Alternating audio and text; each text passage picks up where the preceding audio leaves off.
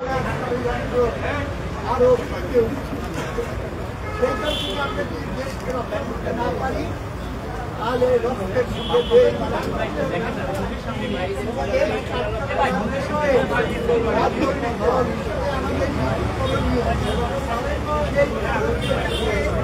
আমরা যেমন নিজেদের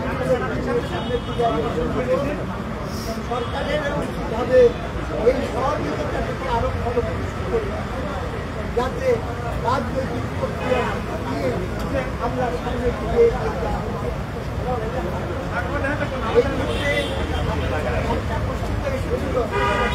রাজনীতিবিদরা এখন জনগণের কাছে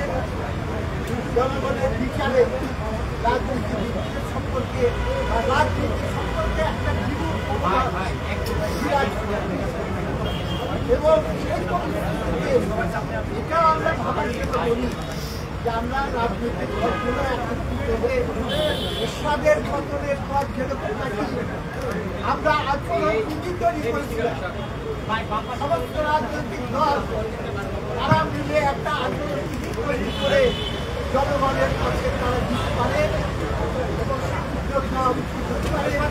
সেখানে আমরা বলে দেবো যে রাজনীতির ক্ষেত্রে এই কাজগুলো আমরা আর করবো না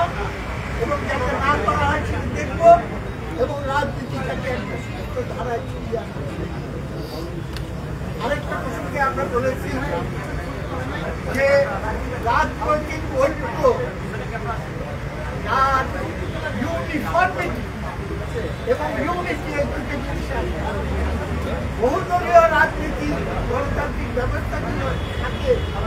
মতের তারতম্যে আমাদের ভীত হওয়া উচিত মতের তারতম্য থাকবে সেটাকে এনকারেজ করা উচিত কিন্তু কোনটা কার্যকরী হবে সেটা নির্ধারণ করার দায়িত্ব হবে জনগণ এবং জনগণকে সঠিকভাবে তার মতামত যাতে প্রতিফলিত হয়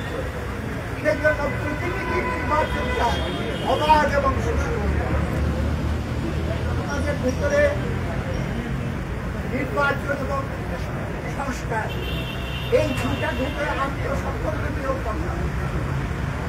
আমরা এর অভিমত ব্যক্ত করেছি যে সংস্কার ভিত্তিকভাবে অর্থবহ করতে হলে জনগণের অংশগ্রহণ নিশ্চিত করতে হবে এবং জনগণের মতামত দিয়ে সেটা করতে হবে আমি বা আমরা যতই তাত্ত্বিক কাগজপত্র লিখি না কেন জনগণের অংশগ্রহণ করা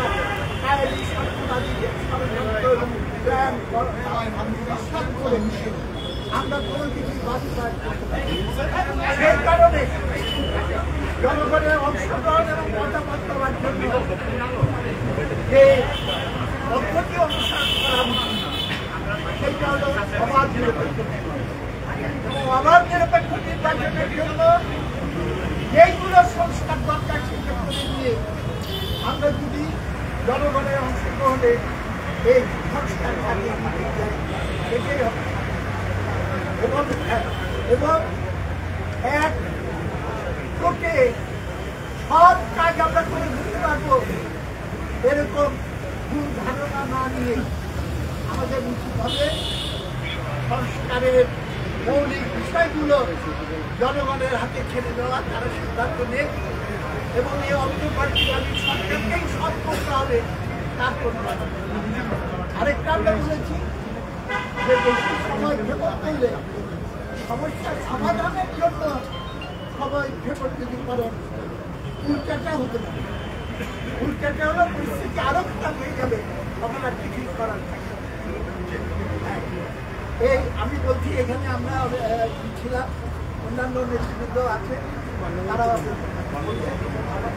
গণতন্ত্র মঞ্চের আরো সবাই আছে আমাদের বামপন্থী বাম জোট তারা আসলে সামনে নির্বাচন নিয়ে